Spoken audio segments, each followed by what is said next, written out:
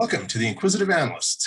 I'm your host, Marcus Utica. It's a show where we chat with business analysts and project managers about their challenges and triumphs, their ideas, and their contribution to their field. It's inspiring, it's upbeat, it's exciting, but most of all, it's inquisitive. My guest today is a product developer. He has extensive experience working with client delivery in the fintech and banking sector. He's a technology generalist focused on development teams. He's currently a senior IT manager and has worn many hats in the past, working as a product development analyst, business management analyst, a technical manager, and a technical business analyst, all within the mortgage software business. He was also a systems administrator at one point. So please help me welcome to today's show, Richard Audette. Welcome, Richard. Thank you. It's great to be here.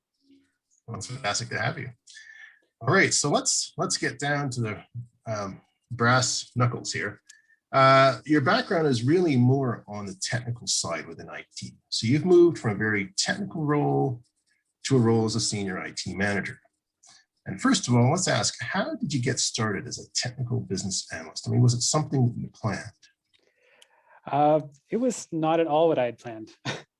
So I graduated with a degree in systems and computer engineering, and I had sort of perceived and saw myself working in embedded development, so working in little computers that connect different things.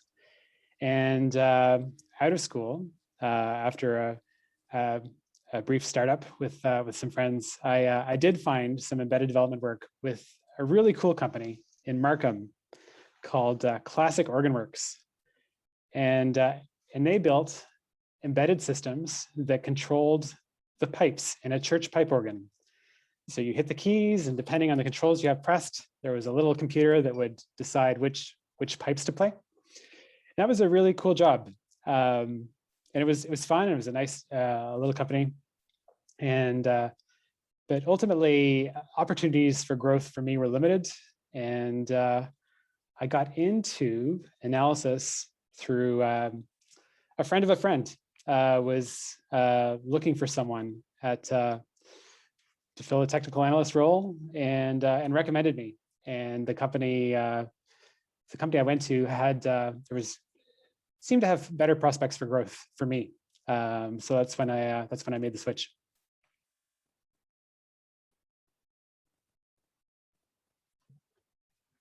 I've lost your audio. You're on mute, Marcus. Oh, sorry about that. All right, when you do things live, that's what happens. All right. Okay, so as a technical manager, you're essentially a touch point for all technical issues, from sales to post-delivery within a mortgage software business. Can you give us an idea of what your job encompassed as a technical manager, and how in that role did you engage with business analysts and project managers? Yeah, so after a few years of being a technical analyst, I sort of developed like mastery, I would like to think anyway, on the platform we were working on. And I was really interested in doing a more project type work. What I had been doing was a little bit operational, and obviously moving forward. And so yeah, a technical manager opportunity opened up, and there I was essentially accountable for the technical aspect of the delivery of mortgage underwriting systems. And what that entailed was we had various lenders, and we essentially had to provide solutions to them. And there were products we had available off the shelf, and it was a matter of how do you tailor that product for a given client, because everyone targets different niches of the market, and they have different backend systems. And you have this product off the shelf, and you want to try to limit code changes as much as possible, because you don't want to deviate from a base, because that introduces all sorts of complications. So as technical manager, probably as a start, it was solutioning. So you asked how I would interact with the business analysts. So often it was a business analyst collecting requirements and documenting them, and then trying to determine a best fit. So often that was, how can we get different data out of the system, or how can we obtain a given workflow, given the constraints of the system. And then working alongside those requirements and eventually coming up with something, working with, we had analysts with a technical focus who would implement the artifacts. So sort of guiding the implementation of those artifacts, and inevitably often there was dev work. So also guiding that along and guiding the software towards a releasable state. There was also a lot of it being an application. It doesn't just run itself. And in larger companies, right, you have shared infrastructure teams who don't necessarily have knowledge of the application. So it's working with shared infrastructure, ensuring the right infrastructure is set up with the right supporting applications in the right place at the right time. And alongside that, ultimately working with the project managers to hit a timeline and a budget. Okay, so you're working within scheduling, you're working within budgeting. Just out of curiosity, do you ever go over budget? Do you ever go over time? I think you do, and I don't necessarily. There's different perspectives on this, but it's not necessarily a bad thing, because often what happens, right, is you and we can maybe get into this later with agile delivery, but ultimately things come up that you haven't accounted for. And changing the path you're taking isn't necessarily a bad thing if it's like if it ultimately meets the customer's needs better. So in a more waterfall model, what would typically happen is when a change comes up that you haven't anticipated, you file a sheet of paperwork, you file a change request, and you just change the time and scope of the budget. What I guess is less desirable, and what does happen, right, is unanticipated challenges. And then it gets more complicated. But ultimately, right, you at the end of a project, right, you try to adopt lessons learned and try to get better over time. We hope that we learn from the lessons learned. It doesn't always happen, but we hope.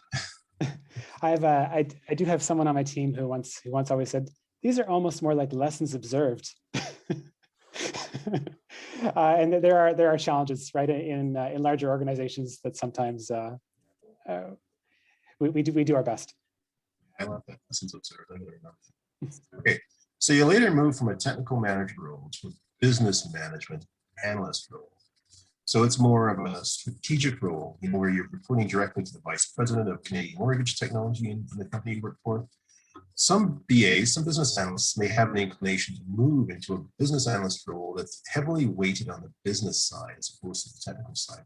So what's the big difference between the business management role versus, say, a technical management role? The difference was night and day. So that was an interesting move. It actually, I think, surprised a number of people, including myself. So there was a restructuring, and that I didn't have input into. And yeah, it was where I landed following a restructuring. But I really knew nothing about business management, but I had a really great manager who was clear with what she wanted and was willing to guide the way. And yeah, it was for me, it was different because I had been doing the previous thing, and different is always, it's always interesting to explore a new space. So difference from the technical manager role was, first, it was more operational than project-based. So typically, at least the capacity I played as a technical manager, everything was you kicked off a project, you assessed requirements, and you sort of delivered on a fixed schedule. Whereas the business management role was mostly operational. Typically, I manage annual planning. So I would work within our line of business. I would work with the operational leads, the client delivery leads, and the product leads to sort of allocate. We have a fixed number of people. What do we want to do next year? And for particularly the client delivery team, they might not know what opportunities they have ahead. So typically, right, they might slot in, well, we'll probably have 2 new initiatives and a couple of upgrades. And the product team is like, well, we want to get these features out this year. And Yeah, so it was working with the leads on those teams and sort of establishing, what resource requirements do I have for the next year, and that would help allocate people. But also, this was a larger organization. So if, for example, I have a client delivery team wanting to onboard 2 customers, that's going to have infrastructure impact. So after we've sort of met internally, I was meeting with shared services and saying, look, over the next year, we have our existing base, but we need you to allocate some system administrators. You need some capital budget for new servers because I'm planning to onboard a couple of customers. So there's this back and forth.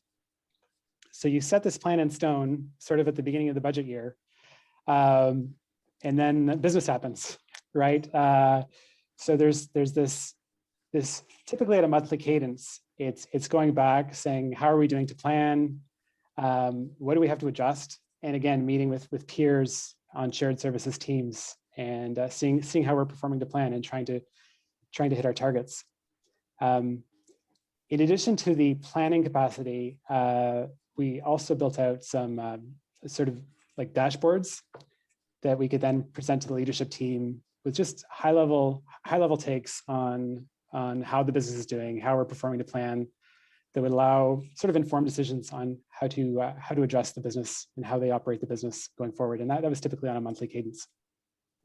So just out of curiosity, you've got this strategy plan, you've got it not sort of written in stone, like it is continually changing, but you need at least a good outline to know where it is you're going. Would that be correct? Yeah, that's correct. And it was interesting. I don't know if this is done universally, but I'd meet particularly with resource managers because we'd forecast resource needs typically 3 months out. And it was interesting. I would always revisit at the end of every month. You get everyone's timesheets, and it's like, so we got the forecasts, and we've now got the timesheets. How did they align with how we forecast? And you do kind of see how, like, your 3 month out forecast is usually pretty far off, and then you get probably within 15-20% a month out. See, what I'm curious about too, and I know we're going to talk about Agile coming up, because people talk Agile, it's the best thing since sliced bread. But we know that Agile really works within, say, for example, people developing software, just as a good example. But you've got the strategy side, which is not really on Agile, is it? It's more like Waterfall in a sense, or not. Yeah, what I've found, it's complete when you think Agile. What becomes important, right, is you're almost setting at the strategy level. You're setting a pace, right? I'll put 10 people here, right, and what they work on will change like on a 2-week interval.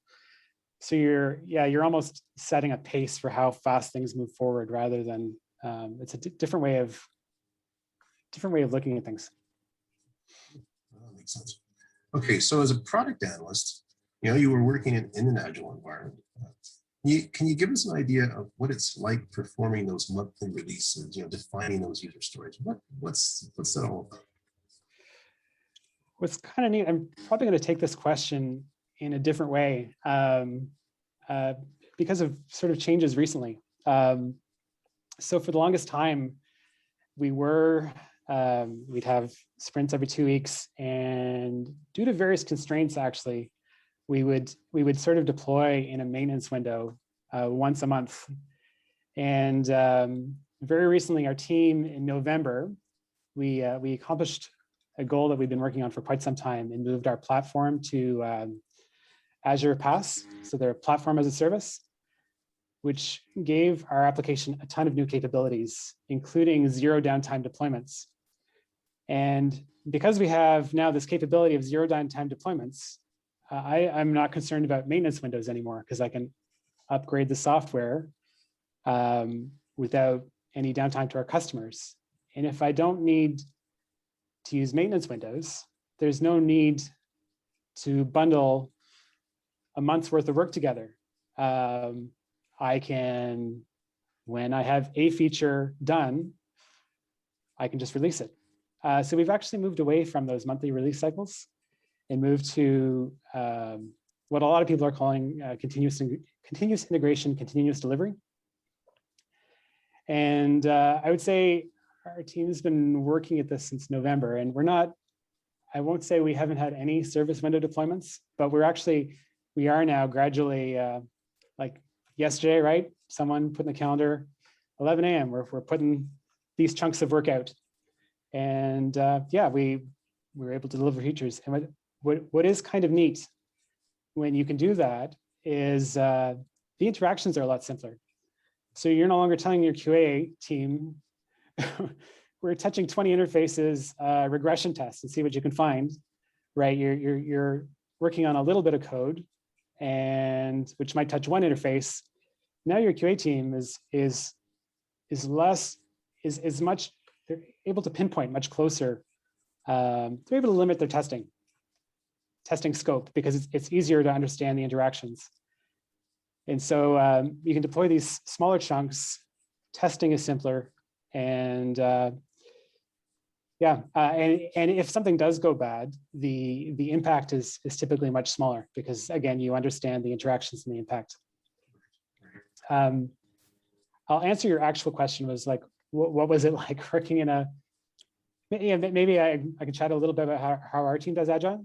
Sure. Yeah. No, that'd be good. Yeah. Initially, this particular team was brought together in 2016. And we were among the first teams in the organization to move to Scrum. So because we were among the first, we actually, a lot of us were sent out on like the official Scrum training and got our Scrum certifications, which was actually, sometimes, you go for training and it's, there's not much you can take away directly, but I actually did find, given the time invested, it really did, it was really helpful. And not so much the certification itself, but the training that was provided. And initially, I would say we started very closely to, like, as if anyone Googles Scrum, right?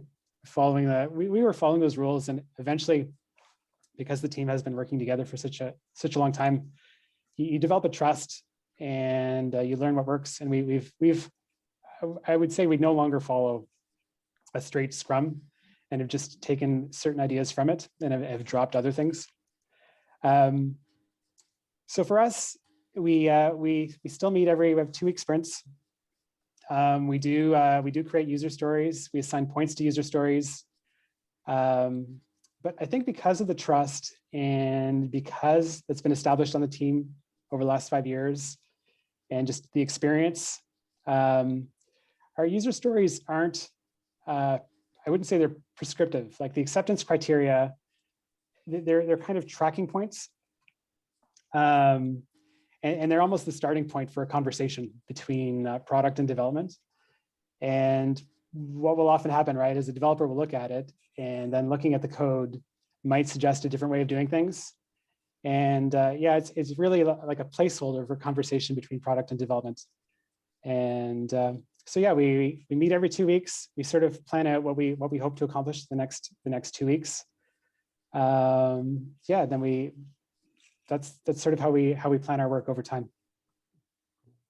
Good. Yeah, excellent. Thank you. All right, so let me see now. What else can I ask? Within an agile environment, you're interfacing with the development team, with the product management team.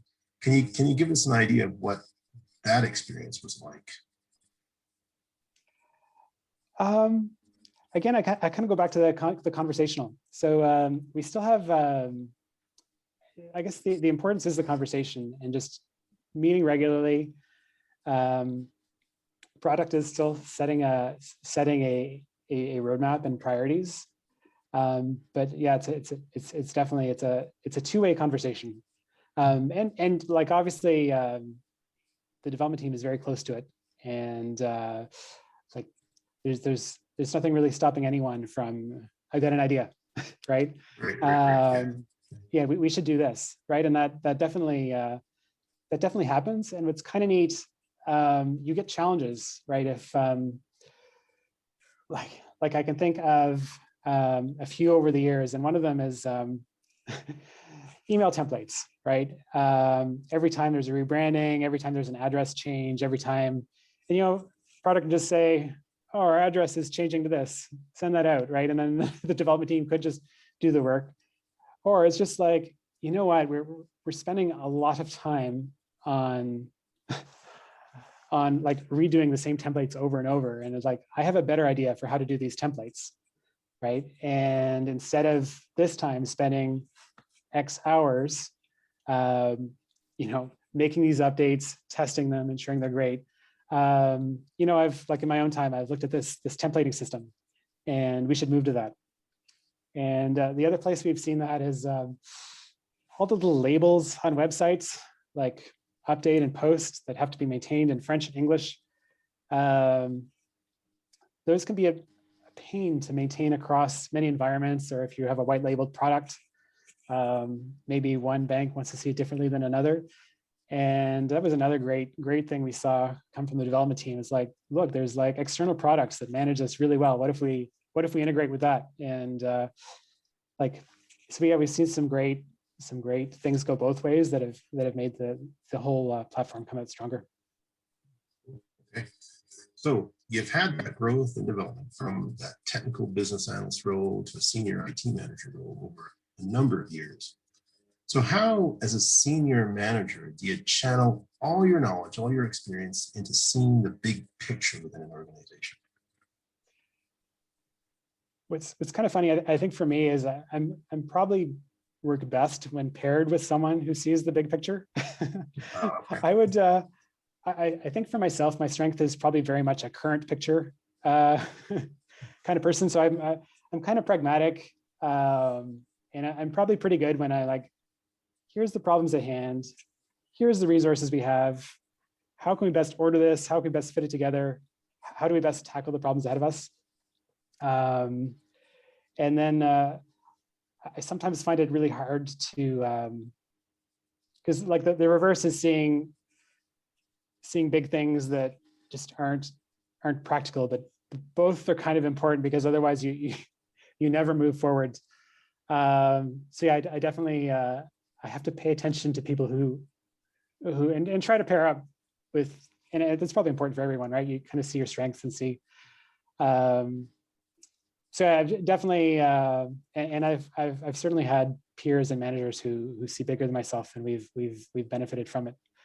One thing I will say from a big picture perspective, I'll say that's not necessarily a core strength, but where I have tried to make that work is in a larger organization. You'll have like larger missions, larger goals, and ultimately you yourself support your business, and your team supports your business.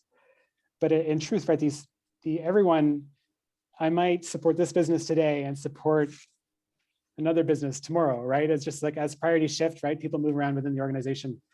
So what I've tried to do for myself and for my team is like, it's very important, right? In those exercises to set annual goals. The organization sort of says where it's going, and then how do you make it real for yourself and the people below you? So I think I saw this really well done with a manager I had fairly recently, right? The organization set out sort of like, in 3 years, we want to incorporate machine learning in all our products, or we want to move to this common platform. And right, the resources available, and you might be working on a legacy product that's just seeing maintenance, right? So you're focused on like meeting legislative changes and security fixes, and perhaps there's no progression in your product, but there's the company has goals to advance. Like obviously, right, these are important fields for the company. So what do you do when you have like I have a resource, right, working on this legacy platform? And I think where we've taken that big picture is like, we're part of this organization, and it's probably important, right? The focus is maintaining this legacy product, but if machine learning is a goal for the organization and this resource could potentially be shifted somewhere else, right? It's like, maybe I set an annual goal for this person to, spend 2-3 days, spend a week, right? Read up on this stuff, like have a project outside of your day-to-day work. And and sometimes it's seeing, even though my product might not move forward to this core platform, maybe there's characteristics of that platform I can incorporate in mine, and sort of follow the themes that are set at the top level, and try to see how you can best make that apply to the product you're working on, and how you make that apply at the individual contributor level. That's interesting. Cool. Okay, so you write this fascinating blog. It's called Hotel Existence, I believe. So I bring your attention to one particular story on that blog. I read a few of them, but this is one particular story about the recurring challenges that crop up within the release process in an agile environment. So for example, one story said, 8 months into a project, the same problems are still there. You'd say you're playing the best hand possible with the cards we have been dealt. So what types of problems or constraints are there within a release environment? And can those constraints ever be overcome? Yeah, it was, it's funny, I wrote that, I was kind of annoyed when, after I wrote that article, after a meeting I had, where we were revisiting a lot of the problems we had. And in the article, I sort of mentioned a manager who was moved to another team, sort of popped in to see how the team was doing. And we're just talking about the same problems. And he's like, oh, looks like I haven't missed anything. And I was just so frustrated because it was after this, by the way, this guy, if he happens to watch, he's a great guy. I don't mean to, and I spoke to him about this. And over the preceding 8 months, we had actually done, like, we'd moved mountains. Like, it was like we had accomplished some serious chunks of work. And it was just like, but yet still, we had these recurring problems. And for us, this was release. And so I thought about it, and I spoke to him before I published that article. I published it internally. And I'm like, yeah, we still have those problems because it wasn't our focus, right? The business sort of set out, it's like, we want to get this stuff done. And so it's like, we have these problems, but we like, our immediate priority is we have got we've got a target to hit. We can live with this, right? They're problems, but we know these problems, and we've lived with these problems. We can continue to live with these problems. Let's not. So in part, we have these problems because we're focusing our attention on where we perceive the most value. And sometimes you'll have a recurring problem that perhaps it makes sense to focus on because it will solve you a lot of, like, it'll pay off. There'll be a short-term payoff. But other times, right? Just because you don't like doing it, doesn't mean it's maybe the most efficient way of spending your time.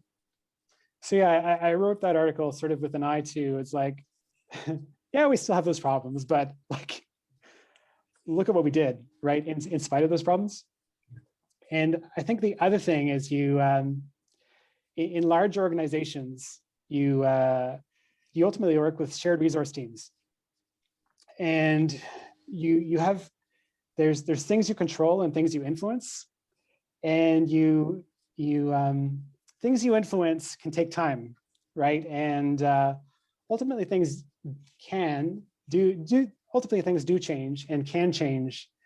And often it's making a case for everyone. Like, you talk to your peers and other businesses about the challenges you're having, right? And you as a consumer of shared services, you have to fit in the framework, right? It's set up to deliver services efficiently. And you're most successful when you can, like, talk to other businesses, right? And not just bring forward necessarily a challenge you're having yourself, but working alongside. And the other thing is you kind of, like, everyone is doing their best, right? And perhaps not everyone is like, another department might, like, they're getting different direction, right? Ultimately, they sit under another, they have their own priorities for efficiency. And so yeah, like ultimately everyone is likely trying to do their best. So your challenges and it ultimately might come down to efficiency, right? Right. These resources aren't free, they're not unlimited. And yeah, ultimately the processes are set up in place to serve a lot of organizations and not just you. So yeah, you have to really manage those relationships and use your influence where it's best spent. Choose where you spend your influence. Choose where you spend your influence. I like that. Cool. Okay, last on the agenda here. Let's see. We build all these technical products. You know, one caveat really in building the products is security. It's a big thing now, especially cybersecurity. So this includes being cognizant, being vigilant about backdoor attacks within software. And IIBA, International Institute of Business Analysis, now has this new cybersecurity certificate. So BAs now have, or rather can have a role to play in that cybersecurity arena. And like with any project, cybersecurity is no exception. You know, there needs to be a process to check for those security vulnerabilities. So let's just briefly talk about your experience. So, you know, how have you been involved in cybersecurity? Just briefly. First, I'll say I probably have always had an interest. I can't remember not having an interest in cybersecurity. It just seemed cool. I can remember like one of my aunts giving me a book like as a young teen called The Cuckoo's Egg, just about an astronomer who gets diverted into a hacking case and tries to figure out how to. Yeah, I've always had an interest, but professionally, it probably became more real. The current product I work on processes credit cards for payment, and because we process credit cards and maintain credit card information, we're bound by the payment cards industry's data security standard, or PCI DSS. I don't know if I got the acronym right. And a part of there's PCI DSS is like this big thing about all the things you have to do to hit the certain standard. But part of it is annual penetration testing, where you hire an outside firm to try to find holes in your system. And so where I became involved was just, I guess I had cycles one day and my manager's like, here's a pen test report. Review and like resolve. And if you ever get one of these pen test reports, if they're well done, they're really interesting. And a good pen testing firm will, like, in addition to giving you what they found, will tell you how to reproduce the issue. They'll even tell you it's like, download this tool, click this, click this, click this. So yeah, the first thing I did was I went through every item on the list and I tried to see if I could do it. And occasionally you'll have false positives. So in those cases, you kind of document, well, they saw this, but that couldn't really be exploited by anyone because we have this other measure in place.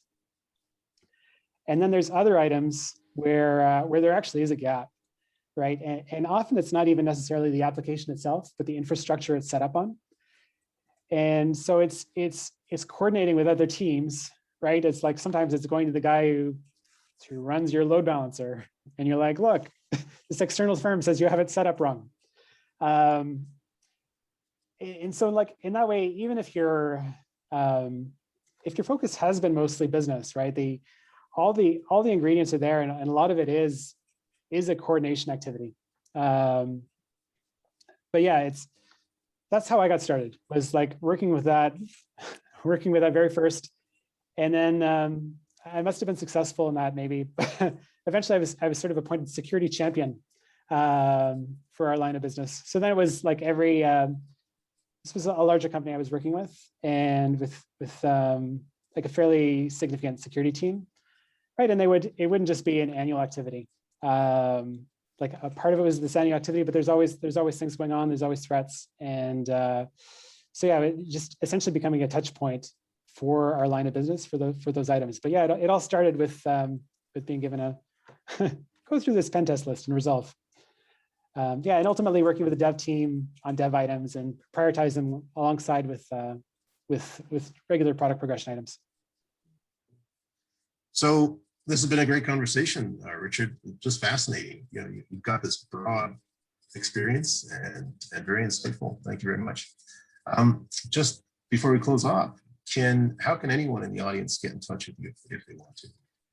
I'm an email person, which I'm sure in the show notes. So it's Richard_Audette@yahoo.ca. And you'll want to see it how Audette is spelled. It's AU, which might, but yeah. So Richard_Audette@yahoo.ca. Email is the best way to reach me. Great, fantastic. Well, thanks for having. Thanks for coming on the show. It's been grateful. Thank you very much. Thank you, Marcus. Okay, you're welcome.